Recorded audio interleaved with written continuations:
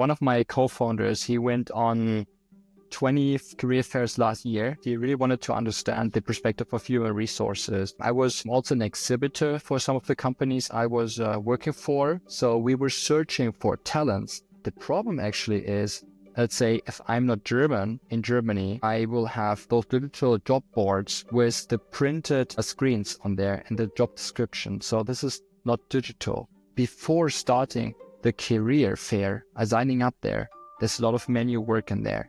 Then going on there, I have those job boards. They are not digitalized. If I, let's say, found you as my next company, it's going to be like a win-win situation between the both of us. But it's more like a random game where I'm like walking on towards your booth for the recruiting part. It is not very effective towards the goal of finding each other, like the talent and the company. So the platform also serves that the language barrier between international people, and we have in Germany over 1 million refugees, part of them highly educated, being IT people, doctors, or other people who have so much skills, they're not eligible by law or maybe by process in Germany, but actually also by this missing possibilities on the career fairs to find a job. We just need to match them. We just need to give them, let's say, this platform and the effective way to bring the win-win situation towards each other. Welcome to a new episode of the Mind Echo podcast, where we are diving into the ideas, thoughts, and stories of different entrepreneurs, business leaders, as well as inspiring people that are shaping different industries within Germany, within Europe, based on the different ideas that they are driving. Today, I'm happy to welcome Christian Weber. So Chris, to the podcast. Chris is an experienced IT architect and cloud consultant, which decided to turn his path towards becoming an entrepreneur. So currently serving as the Chief Technology Officer or CTO of a company named FairUp, transforming career fairs with solutions that it's helping to digitalize fair-related processes and increase efficiency across different areas, like, for example, recruitment and so on. But I will let Chris elaborate in a second. So what I liked from him when I got the chance to meet him a couple of days ago was that I can see his journey definitely as one on the direction of adaptability and also, on the other hand, on the path of innovation. He has a background on business information systems and IT management. His work across different industries, across different cities. He's been working leading different technology-related innovations or initiatives. And yeah, he played a pivotal role at companies, corporate environment like Gemini, where he contributed to different cloud automation and enterprise solutions related projects. And then he switched gears towards working in startups, where he started to form his journey as an entrepreneur working in a company named Foxbase. And then this basically was then leading to his next steps. What I also like from Chris' story was that it's just not only about working, about technology, but it's also about reinventing himself. So after 7 years in IT, he basically took the decision to take a professional break to explore what freelancing could look like, personal growth, and how to find new opportunities. He took a sabbatical to navigate across the world, across different countries, and ultimately everything channeled him to leverage his expertise to build something of his own. And that decision led him to FairUp. So together with his co-founders, Jan and Frederick, they decided to set up this business, and they went from idea to MVP to an actual functioning solution in quite a quick time. So big welcome to the podcast, and it's great to have you here. Thank you so much, Alonso, for inviting me. I'm very happy to be here. Great. And yeah, so I would say, as I get started with these conversations, what it's really important for me before even going into any sort of question is just to try to dive shortly with the first starting point on what's currently in your mind. So I know that in the mind of somebody engaging on the journey of being an entrepreneur, but also trying to balance with your private life, you need to balance or juggle with many different topics. So if I could ask you, what's in your mind right now? What are 2-3 things related to business, related to life, that you're currently dealing with? Well, that's a very good question to nail down to 2-3 things. It's a bit difficult, but so the first thing is that I really believe in the business and FairUp, in the career software for enhancing the fairs on careers and finding talents, matching them to exhibitors. So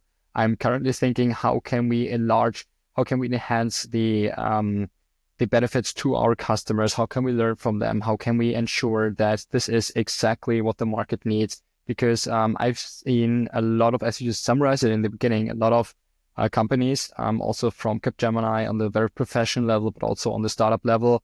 Work with many people, cultures, and teams, and I've seen many people failing. So I think this one was good, including me and myself. I was also failing, and I think this is a good process because otherwise I couldn't grow and learn. And this is what I'm currently doing. We apply the lean startup method. And we are building the team. We are into the investors, and the next step will be, let's say, to build a better legal entity. So at the end, it will be more successful for everybody participating. And this is basically what I'm having on my mind for the business right now. For my private life, I would consider myself as an investor, first of all, with my time, because I think that everybody has like a limited time. You cannot buy that back. You can buy cars, you can gain more money, you can get health. Like this is all possible, but time isn't. So I'm very, let's say, a little bit, I wouldn't say conservative, but skeptical sometimes on where should I spend my time.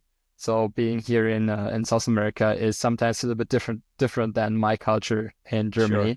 So this is a question, raising the question: how can I manage my time better, well, and how can I adapt greatly to the people? Because it's not only about me, it's about people. I really care about all the environment, being a part of all the world. And this is ultimately then bringing my sense for this solution that I'm going to build, because this solution is going to be for the people themselves. Like they're going to be educated. They want to grow personally. They want to grow with the business. They want to grow in the mission of the business. Maybe they want to do their own business. So how to find that those people will match the company, let's say company that is existing, or maybe there are ways of universities or startup accelerators, programs, whatever, like in other states, in other parts of the world, to grow personally and to make impact to the world. Because I really believe that there is not one specific thing that somebody just says, hey, just do it. Please, Chris, just do this or that job. I think there's something that is more soul driven, like a personal mission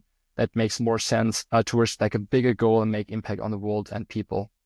So yeah, many things on my mind, but basically it's about helping people. Yeah, no, and that's definitely a good way to get started and to also get a feeling, yeah, as said, what kind of ideas you're dealing with currently from the business side, but also just to start getting a feeling also for those listening in, who is Chris, what is he standing for, and so on. But we will elaborate on these topics as we go through the conversation. So thanks a lot for sharing your thoughts on that one. What I maybe we discussed this before. What I like to drive in this conversation is to understand who is the person behind this business idea, this current stage of your journey. And I think that probably where we are, it's the result of how we grew up, the experiences we had at the earliest time of our lives. They were not probably 100% defining, but I'm sure that each block then led you to where you currently are. So what it's definitely interesting for me is to just understand how was that early time of your life. So how was your childhood? Where did you grow up? Maybe you can share with us a bit more about that. So I would consider myself as like a very German person, because both my parents and also my grandparents, they are coming from Germany. Basically, my grandparents from my mother's side, they came from the today's Poland side. So I think it's called Silesia. So basically, I have those kind of values. I was raised and grown in an area that was, let's say, wealthy, like a good civil standard. I had a lot of safety, had many friends, many options. Both of my parents, they are serving for the government, more or less. And so they are very safe in their environment. Everything is fine. Everything is good. So from that perspective, I could just play around. And the first one that I was playing around with was my computer, because I saw my dad, he had a computer, and my brother and me were playing with that. So I also wanted to have like my old one, like as a kid, you want to play with your own. So I bought that one with the first money that I, let's say, collected in my early life. I think it was like with 14 or 15. And then I evaluated that I need to fix my computer. I need to enhance this computer, because the games that I was playing, they required more resources, more computing power. I didn't have that. So how to do that? I didn't have the money. So I had to be creative. So I kind of pimped my operating system. I went into hardware. I ultimately then made some money so that I could buy like another graphic unit and stuff like that. So ultimately, this led me to a story where I experienced with Linux. I found out how I can repair a hard drive that was not only physically but also logically broken. That was a crazy solution because at the end it was a Linux setup. So I started the computer with a Linux setup, but the hard drive was deep frozen in a freezer. So that allowed Okay, all me right. that allowed me to recover all of my data. And I found out by the age of 15 that this way just would have given me like 2,000 euros. So this is, let's say, where my kind of business mind grew earlier on. Then I went into public services for an apprenticeship, and then went on with the studies. But I guess maybe you have some more question on that. I'm not sure. Yeah, so I mean, definitely when you're sharing this about, I mean, I also grew up together with my brother, also related to computer games and so on. So I have in the back of my head the name of the first video card that we purchased. I think All right. it was Which one was that? it was an NVIDIA GeForce MX 400. I think it was the name, or something in this Nice, nice. direction. So I think back then it would allow us to play games like Diablo 1 or so in really functioning and Amazing. performance. So that's why when I'm hearing this, I'm thinking, yeah, also been there. But of course, it sounds like you definitely had this passion and interest to really try to understand how to fix things on your own and so on. So let's say, as you mentioned, you started to kind of self-educate yourself on how to try to find a solution for this. How did that look like? Where did you find all of this information back then? Was just That's a very like good. That's a very good question. I mean, today we just go on ChatGPT, ask exactly, ChatGPT how exactly. things gone, and how did I do that? So I didn't have access to like a very fast internet connection because when I started, I had to dial in basically. My parents had this kind of contract, so we had to bill, or they got billed for every minute. So I was limited in there. So basically, I just tried whatever I had like in place, and I found out that I was breaking a lot of things, like basically everything. I think a Windows XP was the operating system at the time, and I think I was installing like 100 times, 100 times because I just said something wrong and stuff, and then I figured out that Windows Vista was really inspiring me because it was something new. It came with shiny overview, new windows, all the style was amazing. But it also used a lot of resources. So at that time, the internet connection was a bit better. So I researched online. I went a lot of my biggest fan. I'm the biggest fan of Google. So of course I went on there. I found a lot of things there. And then after a time when I went to school and specifically into the informatics, then I had other people to talk with. So that was very enriching as well because I got the influence of that, my teachers, and then also in the end, my apprenticeship and colleagues as well as my studies. Okay, all right. No, that's interesting, and I'm sure that this trait that you have of trying to figure out things on yourself, of course, is something that you carry over still until today. But Absolutely. let me save that one for a second. I mean, I can. You mentioned that your parents were working in the government, and then that, I mean, you kind of try to self-educate a lot yourself on this kind of things. But was there, and as part of this, you also started to develop this kind of business sense growing in you, but was there somebody in your surroundings as you were growing up that was kind of already being an inspiration to say, this person is driving a business? That could be something I could imagine myself doing at one point. I think I never allowed myself, let's say, to break out of this very safe bubble of having a secure income, insurances, not being self-employed. So I never really had this idea in the first part of my life so far. I would say who I got really inspired to is my uncle, because he is leading a company that is checking the finances and taxes for medium-sized companies in Germany, Okay. and he has also big clients with connections to the US and everywhere in the globe. So I think he's part of a group, and he just went recently to Japan. So I got really inspired by Okay. his traveling so much. He's making a lot of impact with those people, helping his customers, something like that. But it took really a long time for me to, let's say, allow myself to break out of this corporate style and then do something of my own. I guess, well, I guess this came just when I was 31. So yeah, Okay. All right. long time. Took a All long right. time.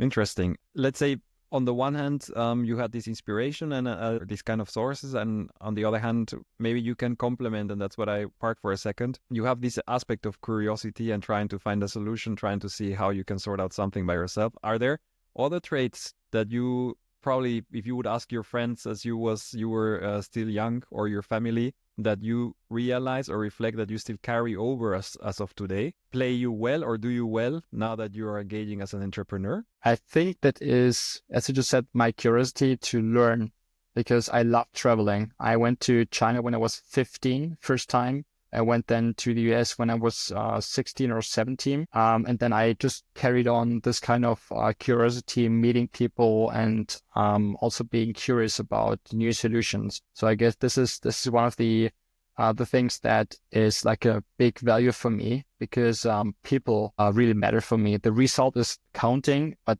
people are actually the asset. And I'm still in the currently position of AI tools and the AI. I think it's not all about just using any prompt to any AI, just throwing there what I need and then getting a result. I need to have a look on kind of a, let's say, self or educated guess on what I really want, and then I can get it back. And so I guess this one is a kind of a pattern that I was learning through the time when I was experiencing my corporate lifestyle and also the travel lifestyle. Okay. All right. Good. So what it's then, just to start making the bridge to understanding kind of your decision-making process, is we kind of made a stop, went back for a second when you mentioned about the apprenticeship. But I mean, I can, of course, infer based on what you shared so far, why you decided to engage on a career path, first in the corporate world, first on the direction of IT, but was growing up in this context then led you to say, okay, I would like to follow my studies in this direction. I would like to see what could it mean? Or was there anything else besides what you shared so far that really led you to say, okay, I would like to follow this career path as a first attempt? So, I mean, I had the big influence of my friends, of my family, of my parents specifically. And I think they are very comfortable in their situation, which is totally fine, because we have all a good standard. Everything is fine. There is freedom, wealth. This is amazing. So I decided for myself, I wanted to grow bigger, because at the end of my life, I want to look back and say, hey, at least I tried. And so I did the best one to get the best result out of my life. And if that meant that I was making mistakes and I was learning out of it, this is exactly what I want. So I experienced life. I created basically a vision based on those early thoughts on having the idea of, hey, I really want to educate, to help people, to lead teams, to lead organizations, because I knew that I can do something very good. And that was at early age. The computer optimizing the processes, helping the people. So then I found, okay, this is the vision that I wanted to have. So I was with this vision and curiosity tackling the path of cloud. What is a cloud? How can I go on there? Which are the commands? What are all these service components? Why is there AWS so big? What does that mean? So I was asking questions, and while I was asking questions, I just sat sometimes like in the middle of the night in university just to study there and to get all of those knowledge. So I was very vision driven, in a word. Okay, all right. No, that's quite interesting to hear. And were you able, from that vision that you have, to really be able to stick to that as you were moving forward? I mean, I definitely grabbed this aspect of people-driven, which I find quite nice, quite really strong trait. But how has that vision shaped over the years? Or would you say that this kind of sticks still more or less in the main pillars you have? I think it changed. You assumed it correctly, because first of all, I wanted to know everything about IT, everything that say. Just to imagine this kind of image, me sitting in the basement, just hacking in my keyboard, figuring it out, something like that. So that was my first idea of who I want to be. And then I changed it towards this leadership role, where I understood I may engage more with people. I may engage more, let's say, in the management and team leadership role. So that not from my perspective, I learned then it doesn't mean that I need, let's say, to be the perfect leadership or the perfect, like say, boss. From my perspective, is more about I have teams and I can help them to help themselves towards our big mission that we have currently right now. So this was actually then interesting. I was working in Bonn for a company that is serving the the German military, the Bundeswehr, for all their IT. And in the management corridor, there was one card, and the card was from Simon Sinek. It says, "Be the leader you wish you had." And then it was very clear for me. I want to be a leader. And also reflecting back, I had very good leaders, very good people that were educating me, team management, and so on. But I saw that there could be an improvement. So I thought, hey, this is very inspiring. Be the leader you wish you had. So I went to Capgemini, and with my strong IT skills and then the growing empathy and management leadership skills, I was able to lead international teams. So we were, for instance, building and constructing 2 platforms for 2 big companies for automotive. So the one in the north and the other one in the south of Germany. And actually we were winning a prize. So these 2 platforms were for over 4,000 people, like developers developing autonomous driving.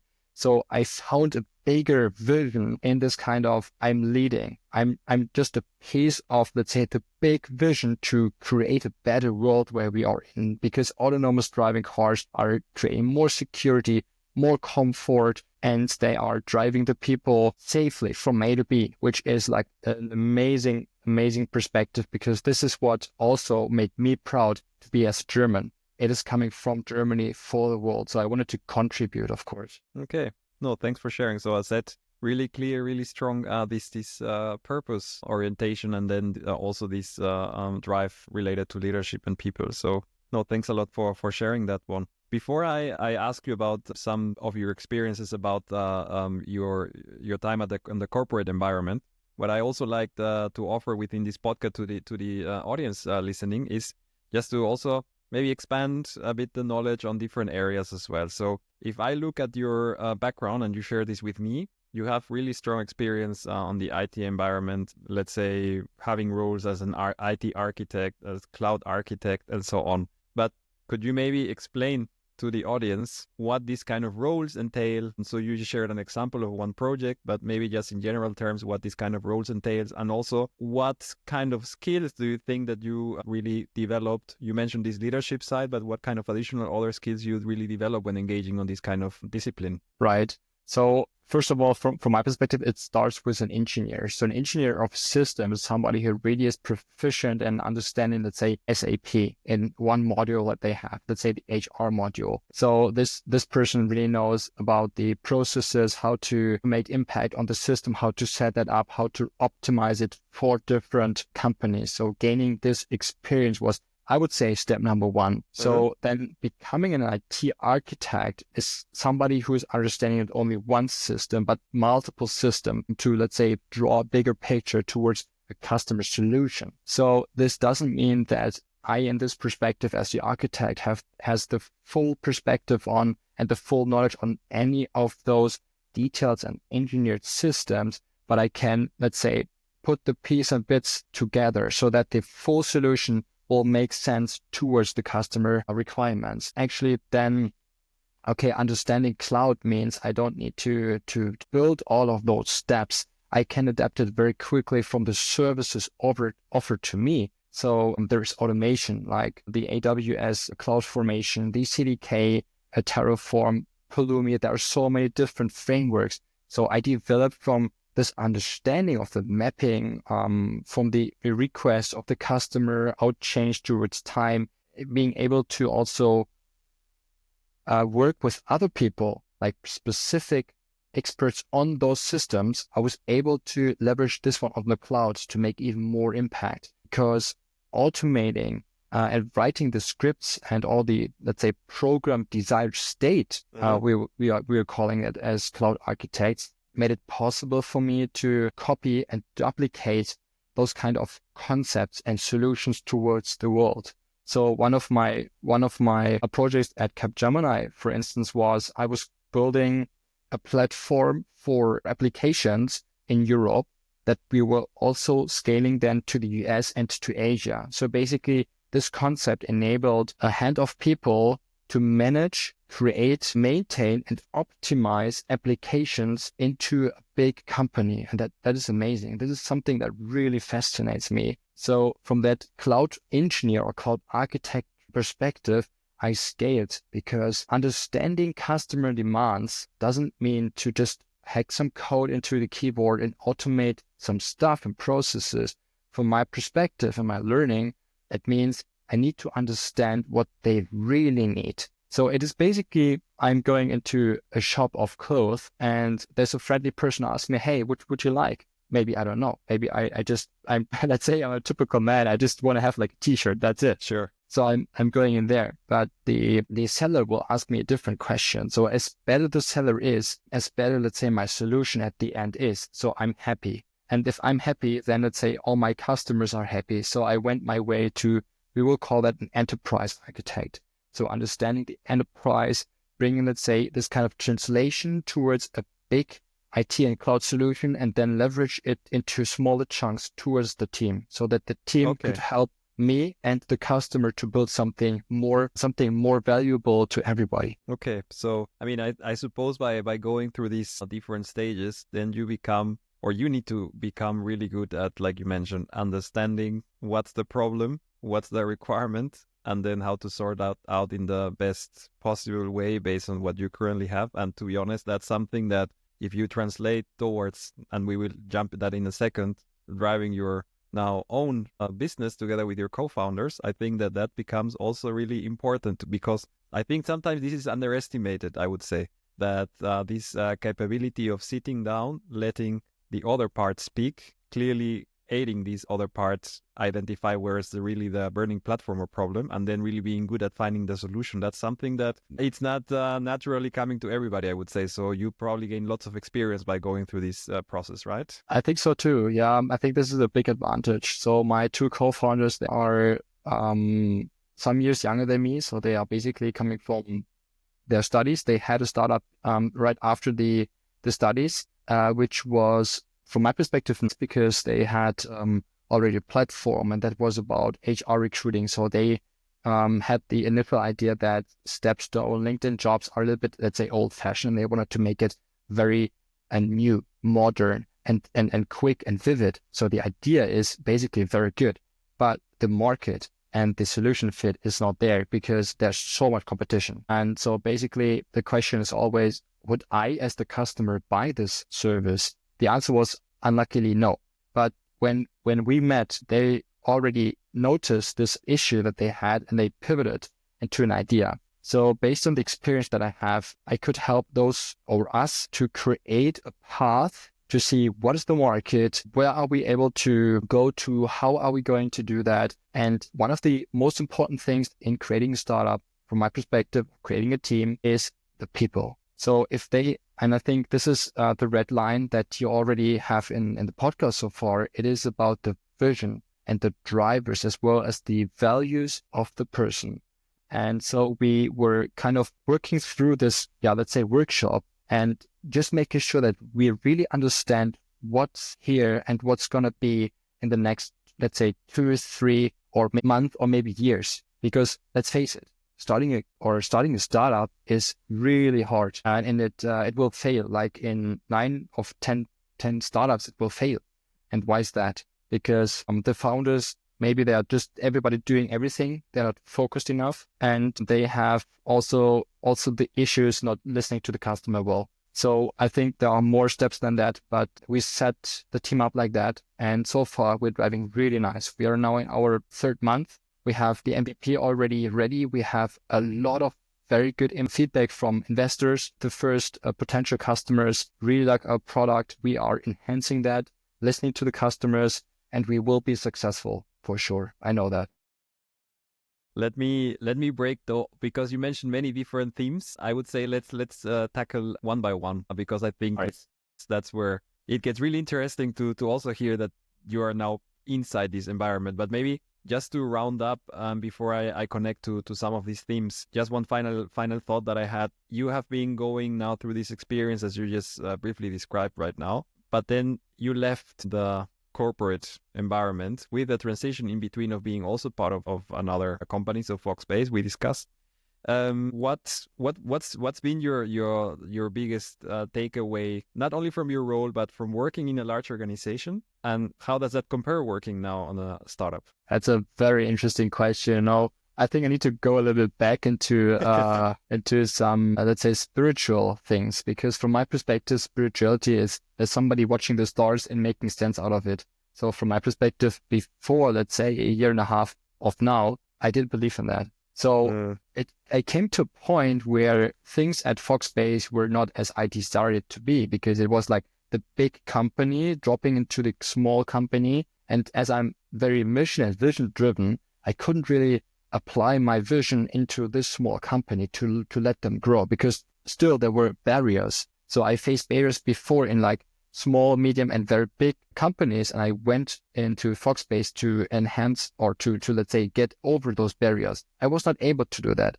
basically because there was a lack of financial statement. The economics was not very, very well. So then the company was also suffering for that. And I asked myself, how can I do now better? I met somebody from Austria and she became my mentor, my spiritual mentor. So she explained me a little bit more of what is, let's say, or she helped me to find out basically what is my soul mission. So I went into this mentoring with her, and she also inspired me to go to Bulgaria. There's a place called Sofia, and they have the Nomad group. So there were like 800 people last July. So I went there, and guess what? I wasn't just able to find my next mission and vision to create a company myself, but I also found my partner. And this is why I'm just right now in Colombia and traveling and, let's say, finding those career things that I really want to do and making this change, but also making the change by going out of Germany, leaving my comfort zone towards like something bigger, something that lets me grow. So I'm not sure if I answered your question correctly, or what you wanted to ask, but basically the change is for me this kind of, let's say, failure of, I was kicked off the company. I was fired basically on the economical perspective. And then finding, let's say, my next vision, my next mission, my soul perspective by getting into spiritual mentorship. Yeah, no, I mean, that's completely, definitely great answer. And I mean, you also elaborated before, I think that part of your life that you have been dedicating yourself, for example, to the previous bigger companies that you work for. I think that there you had different projects, situations that allow you to grow in one direction. And then now engaging in this next part of your life, I think that, as you mentioned, you kind of engage in other track path, probably more open, more flexible, and then this is leading you towards other set of experiences as well. But what I was also, in addition, curious is, I mean, when you work in a bigger company, you are kind of a bit constrained by processes, regulations, guidances, existing structures, and so on. And then you kind of get maybe used to it. Not everybody gets fully used to it, but it kind of makes or alleviates some parts of daily work. While when you switch towards working in a startup, or even starting something from yourself, all of this structure that you were used to it are not there anymore. So how do you currently, do you miss part of that, or you actually say, to be honest, I don't need that? I absolutely do miss the structure, yes. Because, I mean, we elaborated that my parents are German. Germans are known for being very structured, very aligned, on time, everything like that. This is like on the good side hand of the cultures of Germans, of course. So this is what I also liked, because I loved this structure. I loved my life I was constructing, and also the big companies, the enterprises, absolutely. But I found earlier in the public services I went through, and also in the governmental element that I was working in, that I was limited by that. So I was very limited by processes. And I always believed that in a startup, it can be very easy to go because we don't have any of those processes. But then I also know that processes makes it sometimes easier. So there's like a little bit of pros and cons for all of that. The biggest change for me and the biggest challenge for me is actually right now, as of being a German and now at the moment living in Colombia, there is a different perspective of the mindset of people. And so it is for the business as well. But I think the most important part is understanding people, because at this moment, I mean, at least for the product that we are creating, my team and me, there are people in decision to buy and to use this product to leverage this one. So it needs to have a structure again. So I would say from the corporate structure, I learned how I can really leverage my time, how I can make sense of the time of others, like the project management, for instance, or creating them a vision, helping my team to unblock themselves, or maybe I can unblock them or whatsoever. So there is a certain structure, but indeed it is more on the self-employed perspective. So every day I'm going and having a look for my vision, why I want to do that, ensure that, okay, well, today, let's say it's not a good day, just as an example, I just have a look on the why. Again, Simon Sinek, start with why, and then go for the what and how. And that is driving me forward. So there is still a little bit of structure, absolutely, and more than appears on the surface, but it's serving my higher vision to create this company and helping a lot of people. Okay, understood. But now you are currently, like you said, in Colombia with your partner, where life brought you to, and then you are engaged in the venture FairUp that, I mean, we already touched a bit, but now I would like that we dedicate the next part of the conversation on that one in more detail. So you already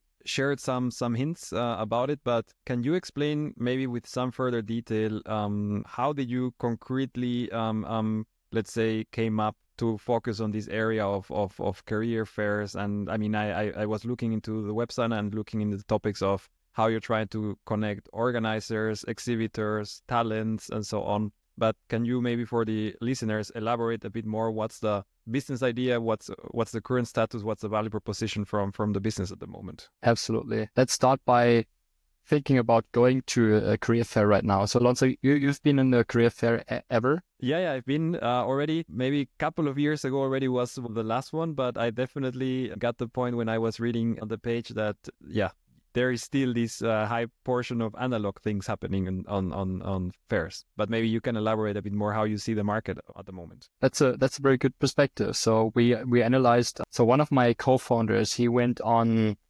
20 career fairs last year. So he had a look on them because he really wanted to understand the perspective of human resources. Me, myself, I was also an exhibitor for some of the companies I was working for. So we were searching for talents. So basically on a career fair event is to make sure that, let's say, you as my probably next company or enterprise I'm going to work for, you are searching for me as a talent. So on those career fairs, this is the idea, this is the place in the market. But the problem actually is, let's say, if I'm not German in Germany, I will have those digital job boards with the printed screens on there and the job description. So this is not digital. The signing up part is not digital. So from the perspective before starting the career fair, signing up there, there's a lot of manual work in there. Then going on there, I have those job boards. They are not digitalized. If I, let's say, found you as my next company because you will give me exactly what I want, exactly the job that I can grow in. So it's going to be like a win-win situation between the both of us. This is more like a random game where I'm like walking on towards your booth. Maybe you're not the biggest player on this event, but maybe I will find you then. So let's say for the recruiting part, it is not very effective towards the goal of finding each other, like the talent and the company. So the platform also serves that the language barrier between international people, and we have in Germany refugees coming in. So over 1 million refugees, part of them highly educated, being IT people, doctors, or other people who have so much skills, they're not eligible by law or maybe by process in Germany, but actually also by this missing possibilities on the career fairs to find a job. Just imagine, we're talking about in Germany about so many jobs that are missing out and so many jobs that are missing out in the future that we are shipping people from India, from Malaysia, from everywhere in the globe into Germany to help us. But the real case is there are many people. We just need to match them. We just need to give them, let's say, this platform and the effective way to bring the win-win situation towards each other. But maybe you can explain, let's say, in which parts of the process is FairUp then actually taking a role. So imagine that or maybe you can explain us from the three perspectives. So either as a talent or as an exhibitor or let's say an organizer. So how are they leveraging the solution at the moment, and what kind of interactions or touch points they have, or how does the customer experience looks like for them? So we focus on one problem at the beginning. One problem is for the host of the event. And the host of the event has the problem that the processes are manual, that all the paperwork along the process is scattered. There is data missing out. There are a lot of people, and there's a lot of human error prone in there. So this is the one thing that we're going to deliver first, a platform that will deliver this digital process so that the event host can focus on what really counts to them, bringing the exhibitors on the fair and make sure that they can match with the talents. Okay, all right. But then the solution, then it's something that the exhibitors are then using, and ultimately what you're also trying to aggregate a lot is data. And then, because I suppose that's one of the important or interesting selling points as well for this one, all the data and transparency and analytics and so on to give more points for people to be able to make decisions, to make it more efficient overall. So yeah, I definitely feel you, and I'm interested that you definitely address this problem, because again, if I look back some years ago, I know exactly what you're referring to when you're saying it can end up to rather a random occurrence instead of being something of a targeted outcome that was planned because people knew exactly what they were going for, who was there, and making a conscious approach instead of just walking by and by accident maybe saying, this could be interesting or so. How this you mentioned you went from with the co-founders on identifying the problem, then working on an MVP, and then coming to the current state of where you currently are. But how does one develops this kind of solution? What does it entail? How this process look like? Okay, so I think we have multiple questions inside. Basically, the question is there is not a plan, because specifically in a startup, I believe that we have to change and adapt very quickly to the customer. So as this digital platform is serving everything that we're built up on, we just found out that multiple customers, like the host, have the issue bringing those tools for the matching towards exhibitor and talent. So there are other platforms like Eventbrite. As an attendee, I just sign up to a host that is hosting the event. But at the end, it may be difficult, let's say, to catch my name as a talent towards the exhibitor, or Sure. the different way around. So we provide those tools to, let's say, the host, and they can leverage it to the exhibitors. That means before the fair, if, let's say, I as a talent, I sign up and say, okay, it's fine for me as for data privacy that my profile is shared on the platform, then the exhibitor may have a look on there, find the profile and sign up for a meeting or something else. So this is what we are figuring out right now, what the customer really needs. But to ultimately scan those connections and after the fair, be already prepared. So there's no paperwork, there's no emails, there's no unstructured data. It is one platform so that I, as the talent, have the overview. I can note and write the recruiters, and the recruiters or the companies can also write me. So both of us are more vision driven, not vision driven, but we have more success basically. So the plan was to go on the fair, get inspired, maybe get a job or find something new, the next opportunity for both of us. And here we go. Here's the solution that we provide. And I think to a certain degree also, but maybe correct me if I'm wrong, can also be a bit more sustainable, because again, if I remember back then, probably you would leave these fairs with a bag with thousands of goodies and lots of brochures, merchandising, that into a certain degree it's an element of branding, but on the other one it's supposed to be informative papers. Then you would arrive home, you would have a pile of all the papers you collected, and then scanning through those probably, was nothing that was happening that efficiently because of the lack of digitalization. So I think definitely you guys are addressing a clear problem. And maybe something I'm also thinking about is, I mean, it's a It's also in the event space, but it's a different scope nowadays when participating on some conferences, let's say in some cases in Germany at least, having the option to see who are going to be the speakers, sign up to the speakers, maybe to connect with some people as well up front. So I think the more these processes can be digitalized, the more you can allow people prepare up front, connect in a more convenient way. I think the higher is also going to be the likelihood of ending up on successful outcomes out of engaging with such kind of events. So fully agree of what you shared. What is, in your view, the biggest? So you mentioned as before that you already identified some customers. How is that process looking like for you now? So before you were working on a big company, you were working with certain names, no renowned names for sure. Now you had to go down towards doing the business development purely from scratch. How is the process of finding customers when you're at this stage of developing a company? So basically, yeah, you're right. So the companies like I was working in, they had the customers already. So I was serving as an expert for my customers, and it was easy to get into a conversation with them because we already had a contract. So that was easy. So far, what we are doing is, first of all, we created some kind of a minimum viable brand, understanding who we are. And inside this MVP, we created an ideal customer profile. So the ideal customer profile is looking like we defined specifically the host, and we specified exactly where to find them. Like, who do we want to target and who don't we want to target? And sure, in the area of AI tools, we could just ask any tools, hey, provide us please with a list of all the career fair events.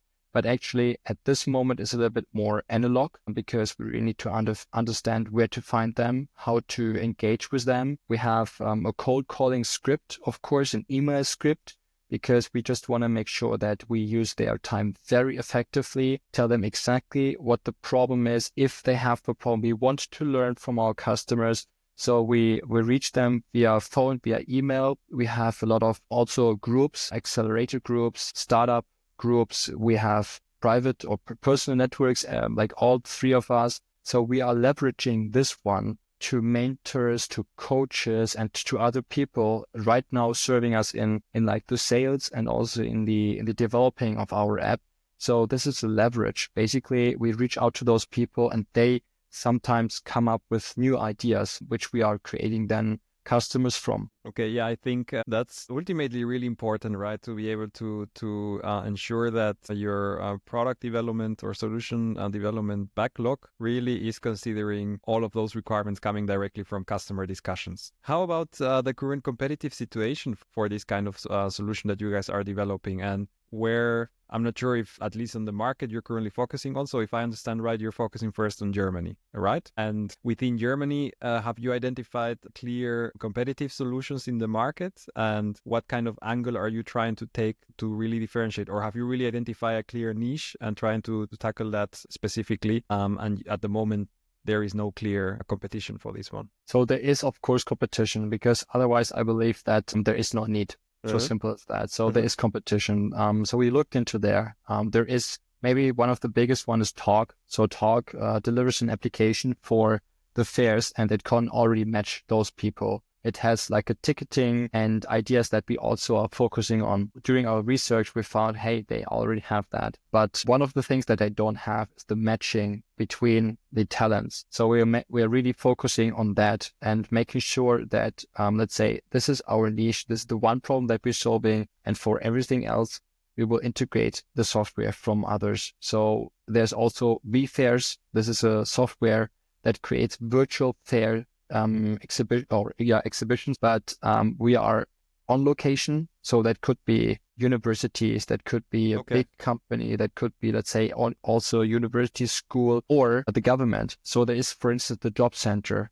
They are trying to match the people that are unemployed towards companies that really need their help, and the other way around. So there are many, many opportunities from our perspective, and this is at this moment done manually and analog, and there is also the language problem. So we are focusing on this area to make sure that those people can be served and can be helped. Okay, understood. Yeah, I think it's really important. I mean, you can again find it on textbooks or everywhere. They are different frameworks, but ultimately doing this exercise of segmenting this market, consciously targeting from all of these areas, where does it make sense, and then building this positioning. I think that's really, really important. But I think, it's just an iterative process, let's say, going for one. Do we have the right message, the right solution? How do we enhance, and so on? So thanks a lot for sharing on that. You have two additional co-founders, as you said. How do you define the ways of working when starting, let's say, a startup business? How have you managed that, to define clearly who is doing what? Not that everybody does everything, I suppose, but how has been done working for you guys? So I was lucky enough to learn about team leadership before, and there were many educations that I could get, many experience that I was having. From that perspective, the first one is the mission. I was creating a workshop, and together with three saw about vision. So what is the most important for us? And we want to serve the people with this solution. So simple as that. We're going to give everything, because at this moment in our lives, we all have the means, let's say, the possibilities, or the beliefs that we can do that. So this is a very strong driver for all of us. This is crucial for our mission that we have, like for the daily creation of this company. And then the question is, who is having which strength? So that is what we also found out relatively quickly, because there is Jan, the CEO of the company, and he is very good in selling, very good in talking with people. He's very good in understanding the needs of customers and optimizing through with that. So we found then also out that Fred, he is a developer by heart. So he has a very social component, because he was serving the community as well for the church, but he's very, very mission driven in terms of he wants to code, he wants to reach and automate it. And so we can use his strengths there. Whereas I was also kind of, let's say, developing, but kind of also developing for the business. And my opportunity is more, let's say, strategy part, translating part of what the business needs into the IT, what is possible, and then bring it into kind of an agile process. So from this perspective, we were very clear in what we wanted to do. Of course, along the road, sometimes it's a little bit overlapping. Sure. Because, if Jan is asking me to call some people, I will just do that if I have the capacity, or I will develop a little bit on our marketing page if I have the capacity. Of course, we're doing that. But along the road, we are onboarding other people, getting the funding of investors. And so the next step may be that we get somebody like a CFO who is then focused exactly on the money part, on making the numbers correctly, on talking with the investors, on having a long perspective on also salaries, taxes, and all those things that are crucial for us, at least in the second and third year, where all the taxes will then apply, and ultimately also to, let's say, sell this company in exit case. Okay, understood. Yeah, I think that's always, when having this conversation, it's the exciting part also to hear from the founders how these organizational structures will over time had to be adjusted and shifted, and things that you're probably doing right now, then 2 years down the road, then you will probably having a complete different focus, and the structure will look different, but I think just will be the natural evolution of where this journey takes you guys. But okay, no, thanks for sharing on that one. You mentioned about funding. How has this process worked for you guys so far? So how do you manage that as you're starting a new company? So I think there was first off a misbelief, specifically on my side, because maybe I was watching like a lot of social media, and obviously there are a lot of people who have everything. They are kind of rich. They have everything, and it appeared to me in this moment that they can be rich just by that. Of course, it's not like that, because it's a long-term investment. So I'm going and telling my team and our leadership crew always, I'm known for that we're not in a sprint, we're in a marathon. So in this perspective, we've been talking a lot with prospective investors, with people being more interested in us, because at the end, it's a lot of money. We're talking a lot of money. So why should, let's say, a person B invest into me as person A? It is about trust, about the people, about the mindset, and also the market, that the capability of the team can build a solution in. So we are in a longer conversation with those people, and thanks to the good networking that Jan has already, we were able to make those contacts and to really convince our investors who are believing in us, and even more, they see even more leverage that we even see. So this is an amazing push towards us, towards the numbers, keeping us driving, of course, because we need to at the end eat something, sleep, serve our families and stuff like that. And more than that, we also want to grow the team. So I think we are on a very good path here. So, I mean, you just mentioned something that at the end, the business needs to also be economically, financially sound. And that's also going to be connected to having a solid business model that you can actually monetize, that you can actually have a regular or recurring income stream or revenue stream. But how, maybe you can elaborate a bit, how do you come up to a pricing approach for the solution that you're making? So how many discussions, iterations that you had to do to really say that's the model we will go to the market with? That's a very good question, very challenging. So we are just starting. We just have like 3 months. So from my perspective, it is still in a process of learning, because we have really good input, really good people also serving as CEO of other companies, and they provide us with their feedback. So we are in an iterative way finding the pricing right now, and it needs to be relatively simple, because yeah, sure, there was, let's say, if I can configure a car, it will have 1,000 different perspectives of what I can have. But ultimately, I just want to have a comfort. So this is what we are going to deliver. We're going to deliver the comfort of 3 simple packages at the beginning, like something like a basic, so that it will bring everything that, let's say, a host will need. Then the second one is more of a recruiting perspective. So there will be the leverage of the tools towards the exhibitor. And then the third is like what we call next gen AI. So the next gen AI is an approach that will bring the matching between the talent and the exhibitor towards to another. So this, of course, is, let's say, a better pricing then. We don't declare any prices at our website so far, because our advisors told us that the best way would be to say on request. Let's face it, there will be a university, maybe they don't have a lot of money, but still very invested into the matchmaking process. So we want to serve them. So we can make an individual deal, but also, let's say, for a bigger company that has more resources and they're willing to pay, let's say, a little bit extra for a feature that we're going to develop for them, we can also make that on demand.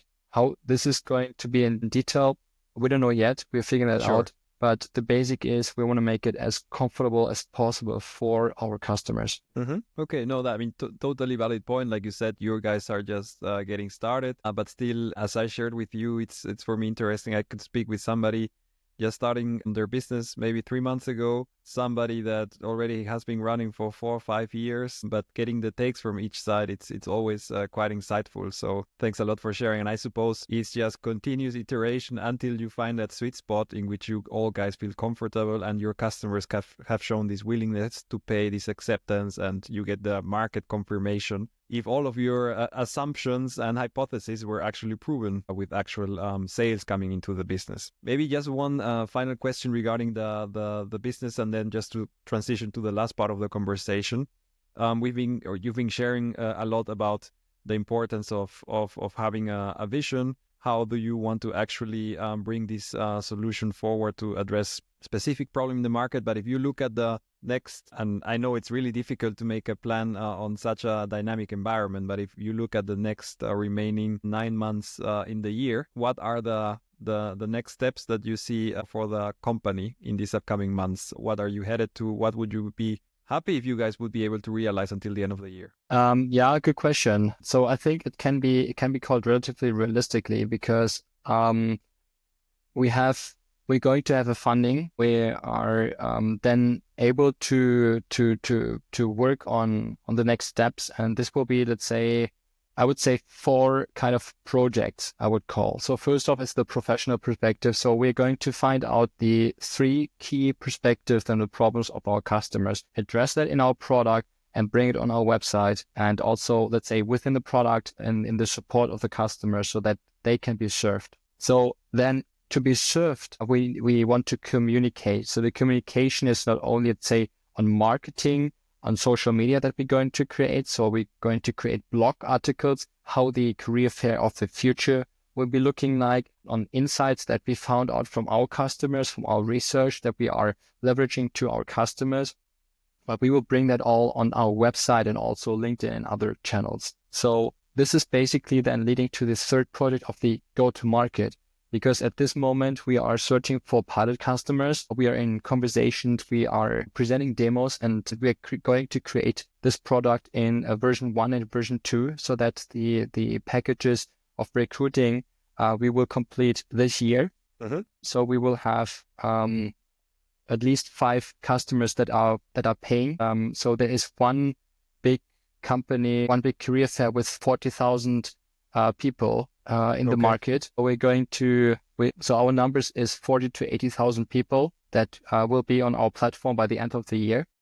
And as such, the companies behind there. So we have a very, very high goal, a big vision of creating this one. And to create this one, we are going into the last project of sales. So sales is then making sure that we are reaching out to hundreds of customers each month. We are nurturing them because not everybody is in the phase right now to, let's say, purchase this tool or maybe adapt this tool. So we're in constant conversations. So we're creating the sales team. Our idea is to create the same team around 2 to 4 people in the next month. The IT perspective is at least have, from my perspective, at least have 3 people by the end of the year working in full time. And then we are having coaches and mentors aside. So I think the numbers doesn't really count here because it is more of the impact of the product. So we want to make sure by the end of the year that we have a name in the industry, and the brand FairUp is somebody recognized as delivering a software, a SaaS solution that is making sure that hosts can deliver on what really counts,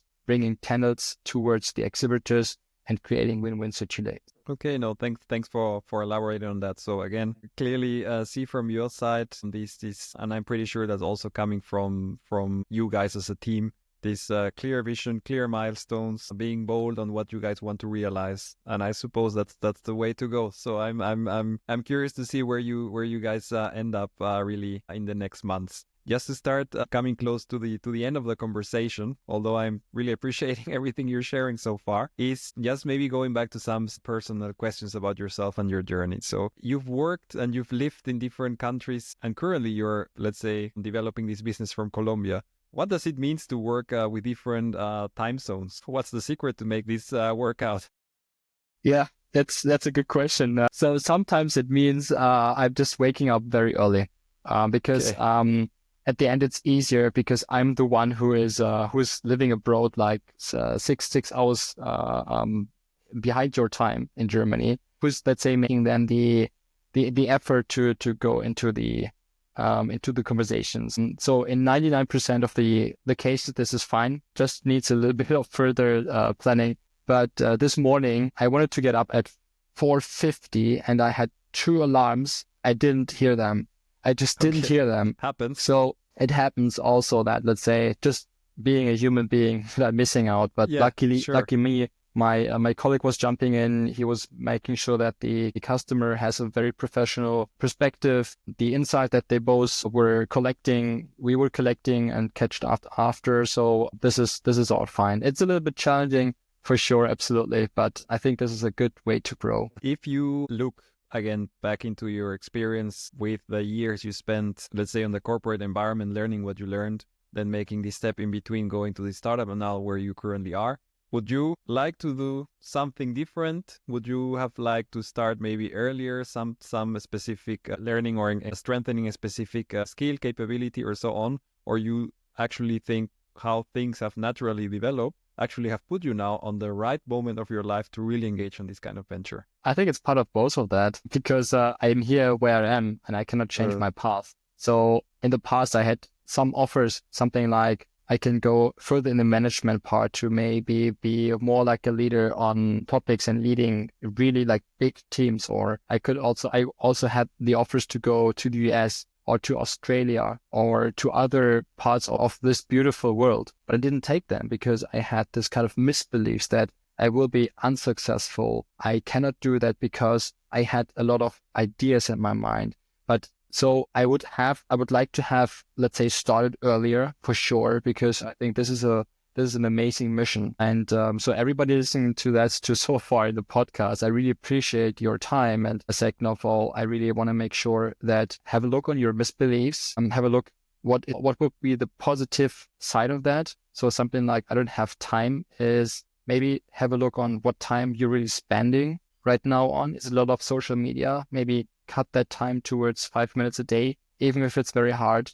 Educate yourself, read books, go to meetups and to like-minded people and create a vision. I think this is the most important point that I would like to share with the community and with your listeners. Great, thank you very much. And then my final question would be, and actually this is something that I found quite interesting, and I'm gonna start with you on this episode, and you can think for a second about it. Across the different areas I mentioned we talked about, could you raise a question that comes to your mind that I can take over to the next guest coming to the podcast? Yeah, it's a good question. It's a very, very good question. I think you can elaborate a little bit more into the emotions because at the end, so I was making a coaching and my core learning was create your vision with an emotion. So let's say every morning, every evening, every time I just struggle, I have a look, let's say, on my phone saying this is my vision, and the strong emotion is it's positive, it's growth, it's big. People looking forward to that. People getting help with my solutions. People can really focus on what is fun. And I want to create this company that is fun, that is leveraging, let's say, all the needs that the people want, the environment that they can grow in. And I want to leverage this, let's say, shared things to other people. So the one question would be, what are the strong emotions that drive you in your mission or in your vision? Thank you very much. That's a really powerful question. So thanks a lot for sharing that idea. I will make sure to raise that one in the next episode. Great. So with that, I can only say thanks a lot, Chris, for sharing everything in this conversation. And thanks a lot, as I mentioned at the beginning, for joining the podcast today. So I was really happy to learn a lot of things from you, from your experience, your journey. Every journey is different. I really appreciated, how clear you are regarding being people-driven, being vision-driven. When thinking about the company, it's not only about business model, but also what's the purpose behind. So really appreciate that and how your journey has went so far. So I think as I mentioned that we could probably sit down and definitely dig deeper in many of these topics, but trying to be mindful of the conversation time. I really appreciate everything you shared. So I got many insights, and I'm pretty sure that those listening in right now were also able to get a lot of insights. So